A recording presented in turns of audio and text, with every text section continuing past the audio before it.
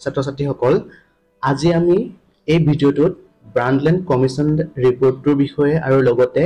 সাষ্টেইনেবল development বহনক্ষম উন্নয়নৰ বিষয়ে কিছু আলোচনা কৰিম আশা কৰোঁ তোমালোকে ভিডিঅ'টো সম্পূৰ্ণকৈ চাবা আৰু যদি এই ভিডিঅ'টোৰ PDF বিচাৰা তেতিয়াহ'লে আমাৰ টেলিগ্ৰাম চেনেলটো মই ডেসক্ৰিপচনত দিয়া থাকিব তোমালোকে জয়েন কৰিবা এটা পোনপ্ৰথমতে আমি জানো আহা যে এই ৰিপৰ্টখন ব্ৰাণ্ডলেণ্ড যিখন কমিশ্যনখন বা ৰিপৰ্ট এটো আহিব কিয় আহিছিলে আহিবলগীয়া কিয় হৈছিলে ইয়াৰ মূলতে কাৰণ হৈছিলে যে আমাৰ যিখিনি পৰিৱেশজনিত সমস্যাসমূহ কি হৈছিলে দিনে দিনে বৃদ্ধি পাই আহিছিলে বা আমাৰ পৰিৱেশৰ সমস্যাসমূহ যদিও বৃদ্ধি পাইছিল সেই ক্ষেত্ৰত কিন্তু আলোচনা কৰিবৰ কাৰণে কোনো ধৰণৰ এটা বিশ্বজনীন সংস্থা নাছিলে কেৱল মাত্ৰ দেশৰ মাজতে সীমাবদ্ধতা হৈ আছিলে বা কোনো ধৰণৰ তেনেকুৱা পদক্ষেপ চুক্তি বা পলিচি একো গ্ৰহণ কৰা হোৱা নাছিলে কিন্তু দুপটপে কি হৈছিলে আমাৰ পৰিৱেশ অৱক্ষয় হৈ গৈ আছিল সম্পদসমূহ আমাৰ দিনে দিনে নাইকিয়া হৈ গৈছিল গতিকে তেনে এক প্ৰেক্ষাপটত কি হৈছিলে যে তেনে এক প্ৰেক্ষাপটত ব্ৰাণ্ডলেণ্ড কমিশ্যন ৰিপৰ্টখন আহি পৰিছিলে ইয়াত তোমালোকে এতিয়া চাবা যে এই কমিশ্যনখন কোনে গঠন কৰিছিলে যে world commission on environment and development was established by in 1983 by United Nations যে ৰাষ্ট্ৰসংঘই এখন কেতিয়া যে 1983 চনত ইয়াক কি কৰিছিলে ৰাষ্ট্ৰসংঘই প্ৰতিষ্ঠা কৰিছিলে আৰু এই কমিশ্যনখনৰ যিজন চেয়াৰম্যান আছিল তেওঁ ফৰ্মাৰ নৰৱেৰ প্ৰাক্তন প্ৰধানমন্ত্ৰী আছিল গ্ৰ হাৰ্লেম ব্ৰাণ্ডলেণ্ড ঠিক আছে গতিকে যে এই ৰিপৰ্টখনে বিশেষভাৱে অৰ্থ যে আমাৰ প্ৰকৃতিৰ বা পৰিৱেশৰ যি অৱক্ষয় হৈছে তাৰ ফলস্বৰূপে আমাৰ অৰ্থনৈতিক বা সামাজিক ক্ষেত্ৰত যি প্ৰভাৱ পৰিছে সেই প্ৰভাৱসমূহ আলোচনা কৰিবৰ কাৰণে এই প্ৰতিবেদনখন বা এই ৰিপৰ্টটো কি কৰা হৈছিল বনোৱা হৈছিল আৰু 1987 ত তেওঁলোকে এটা ৰিপৰ্ট উলিয়াইছিল যাত কৈছিল যে আৱাৰ কমন ফিউচাৰ যে আমাৰ সাধাৰণ ভৱিষ্যত বুলি যিয়ে যে আধুনিক পৰিৱেশৰ কাৰণে এটা গ্ৰাউণ্ডৱৰ্ক এটা ফ্ৰেমৱৰ্ক কি কৰিছিল এটা ভেটি প্ৰদান কৰিছিল যে আমি আধুনিক পৰিৱেশজনিত যিখিনি সমস্যা আমাৰ আহি পৰিছে সেই সমস্যাসমূহ আলোচনাৰ এটা ভেটি এই যিটো ৰিপৰ্ট আছিল এই ৰিপৰ্টখনে কি কৰিছিল আগবঢ়াইছিল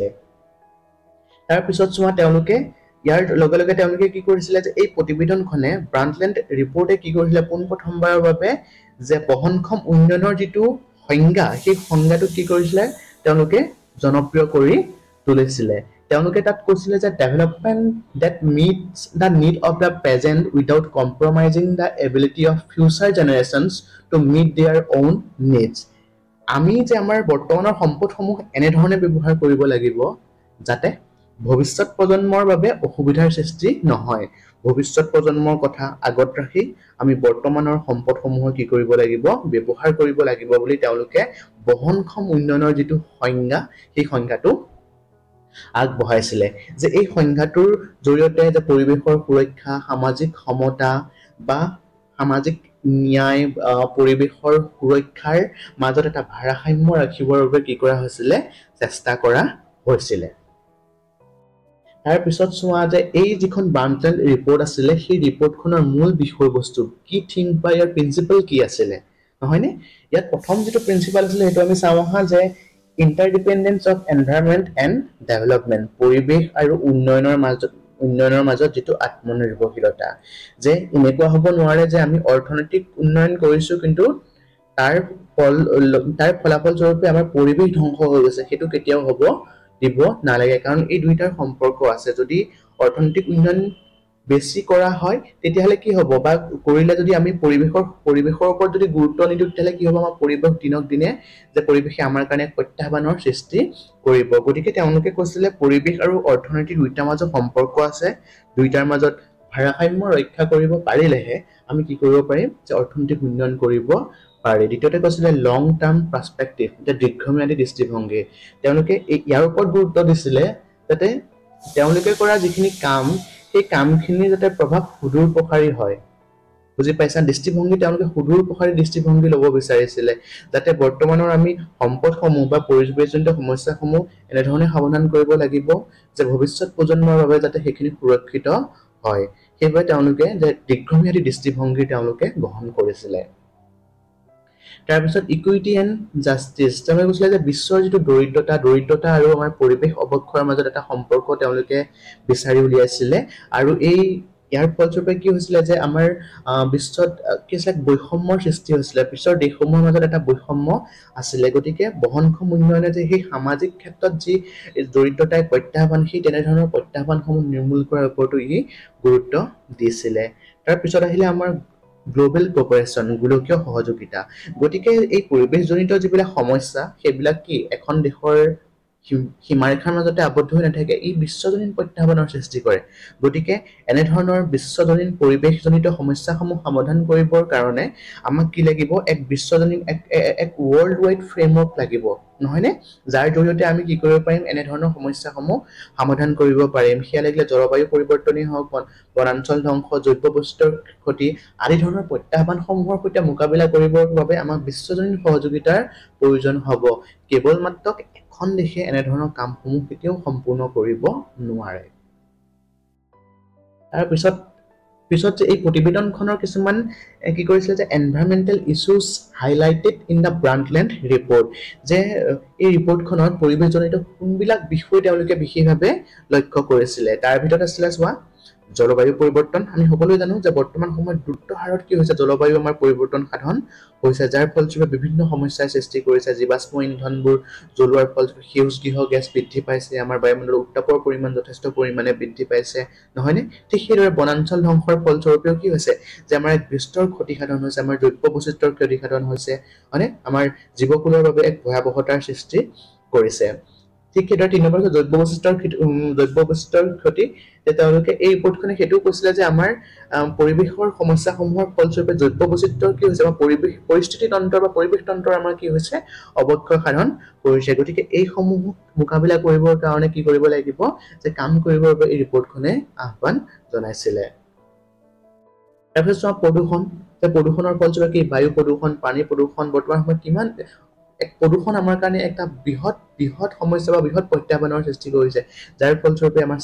মানুহৰ স্বাস্থ্যৰ ওপৰত প্ৰভাৱ পৰিছে, পৰিস্থিতি তন্ত্ৰৰ ওপৰত এক ব্যাপক প্ৰভাৱ পৰিছে, নহয়নে? সম্পদৰ অভাৱ, যে সম্পদসমূহ আমি দ্ৰুত হাৰত ব্যৱহাৰ কৰাৰ ফলস্বৰূপে কি হৈছে, ই লাহে লাহে নোহোৱা হৈ পৰিছে। অনবীকৰণযোগ্য সম্পদসমূহ সেইটো কাৰণে ব্যৱহাৰ অতি কম কৰিবৰ বাবে এই প্ৰতিবেদনখনে আহ্বান জনাইছিলে। তাৰপিছত চোৱা তেওঁলোকে কিছুমান পৰামৰ্শ আগবঢ়াইছিলে, যে তেওঁলোকে সমস্যাসমূহৰ কথা কৈছিলে, লগে লগে তেওঁলোকে কিছুমান পৰামৰ্শও আগবঢ়াইছিলে। কৈছিল যে বহনক্ষম অৰ্থনৈতিক নীতি, তেওঁলোকে যে বহনক্ষম অৰ্থনৈতিক নীতিৰ কথা কৈছিলে, যাৰ জৰিয়তে ক্লিন টেকনলজি ব্যৱহাৰ কৰা, হয়নে, বা নৱীকৰণযোগ্য সম্পদসমূহক বেছিকৈ ব্যৱহাৰ কৰা, হয়নে? সেইবোৰ কাৰণ নৱীকৰণযোগ্য সম্পদসমূহ কি আমি এবাৰ ব্যৱহাৰ কৰাৰ পিছত পুনৰ তাক ইউজ কৰিব পাৰোঁ, বা সম্পদৰ দক্ষতা উৎসাহিত কৰা, এনেধৰণৰ তেওঁলোকে কিছুমান নীতিৰ কথা উল্লেখ কৰিছিল।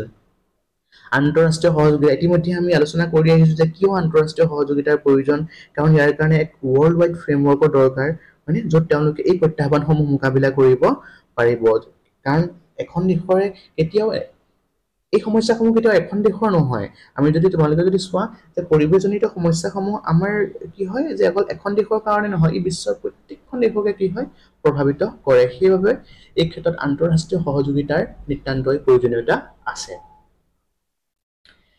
তাৰপিছত চোৱা ব্ৰাণ্ডটলেণ্ড ৰিপৰ্টখনৰ ইম্পেক্ট কি আছিলে, ইয়াৰ প্ৰতিক্ৰিয়া কি আছিলে, বা ইয়াৰ প্ৰভাৱ কি পৰিছিলে।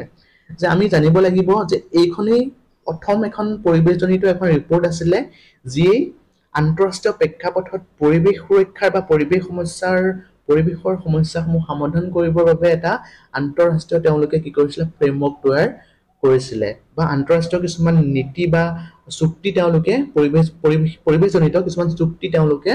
আগবঢ়াইছিল। পোনপ্ৰথমবাৰৰ বাবে আন্তঃৰাষ্ট্ৰীয় পৰ্যায়ত পৰিৱেশজনিত সমস্যাসমূহ আলোচনা কৰা হৈছিল। সেইবাবে 1992 চনত ব্ৰাজিলৰ ৰিঅ' ডা জেনেৰিঅ'ত যিটো আৰ্থ ছামিট হৈছিলে, তাত বিভিন্ন ধৰণৰ গুৰুত্বপূৰ্ণ বিষয়সমূহ আলোচনা হৈছিল, যেনে জলবায়ু পৰিৱৰ্তন, জৈৱ বৈচিত্ৰ্য, মৰুকৰণ ইত্যাদি তেওঁলোকে বিষয়সমূহ ইয়াৰ অন্তৰ্ভুক্ত কৰিছিলে। আৰু লগতে যে এই যিটো বহনক্ষম ছাষ্টেইনেবল ডেভেলপমেণ্টৰ যিটো ধাৰণা, যিটো কনচেপ্ট, সেই কনচেপ্টটো এটা যে চেণ্ট্ৰেল পইণ্ট পাইছিলে, এটা কেন্দ্ৰীয় স্তম্ভ ই লাভ কৰিছিলে। আৰু যিয়ে যে ৰাষ্ট্ৰসংঘ যেনে ইউনাইটেড নেশ্যন ছাষ্টেইনেবল ডেভেলপমেণ্ট গ'লছৰ দৰে কিছুমান ইনিচিয়েটিভ তেওঁলোকে আৰম্ভ কৰিছিল। আৰু এই যিখন প্ৰতিবেদন, এই প্ৰত্যেকখন দেশৰ ৰাষ্ট্ৰীয় নীতিটো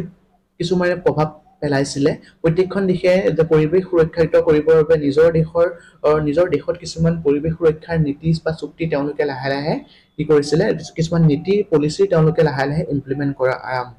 কৰিছিলে এতিয়া চোৱা প্ৰত্যাহ্বান এই যিখন প্ৰতিবেদন আছিলে ইয়াৰ যথেষ্ট প্ৰত্যাহ্বানো আছিল বুলি কৈছিলে এটা কথা কোৱা হৈছিলে যে বহনক্ষম উন্নয়নটো ইমান সম্ভৱ নহয় কাৰণ অৰ্থনৈতিক উন্নয়নটো কৰিব যাওঁতে পৰিৱেশৰ কিছু পৰিমাণে ক্ষতিসাধন হ'বই গতিকে দুইটা মোকাবিলা কৰি যে আগবাঢ়ি যোৱাটো এক সমস্যা বুলি সমালোচকসকলে মতামত আগবঢ়াইছিল আৰু ইয়াৰ যিখিনি প্ৰতিবেদনৰ যিখিনি পৰামৰ্শ আছিলে তেওঁলোকে যিখিনি পৰামৰ্শ আগবঢ়াইছিলে সেই পৰামৰ্শখিনিও কাৰ্যকৰী হোৱা নাই বুলি কৈছে আৰু বিশ্বব্যাপী এক পৰিৱেশৰ ক্ষেত্ৰতো বৈষম্য আছে বুলি তেওঁলোকে উল্লেখ কৰিছিল বৈষম্য কিয় আছিলে যেনে আমাৰ প্ৰথম বিশ্বৰ যিখিনি দেশ উন্নত দেশখিনিয়ে কি কৰিছিলে আমাৰ বিশেষকৈ তৃতীয় বিশ্বৰ দেশসমূহক দোষাৰোপ কৰিছিলে যে বৰ্তমান পৰিৱেশৰ যিবিলাক সমস্যা সেই সমস্যাসমূহৰ কাৰণে তৃতীয় বিশ্বৰ দেশসমূহ বেছি জগৰীয়া তেওঁলোকে ইতিমধ্যেই সেই পৰিৱেশ ধ্বংস কৰি কৰি তেওঁলোকে কি কৰিছে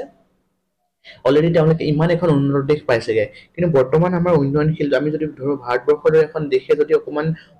উন্নয়নৰ দিশত আগবাঢ়িছে সেই ক্ষেত্ৰত তেওঁলোকে কিছু হেঁচা প্ৰয়োগ কৰিছে গতিকে এই ক্ষেত্ৰত কিছুমান বৈষম্যমূলক নীতি আছে এইখিনি সকলো তেওঁলোকৰ বাবে যিবিলাক নীতি আমাৰ তৃতীয় বিশ্বৰ দেশৰ কাৰণেও একেই নীতি হ'ব লাগে কিন্তু এই নীতিৰ ক্ষেত্ৰত কিছুমান পৰিৱেশজনিত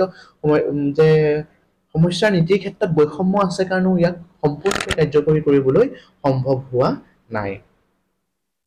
ঠিক আছে গতিকে যদিও বা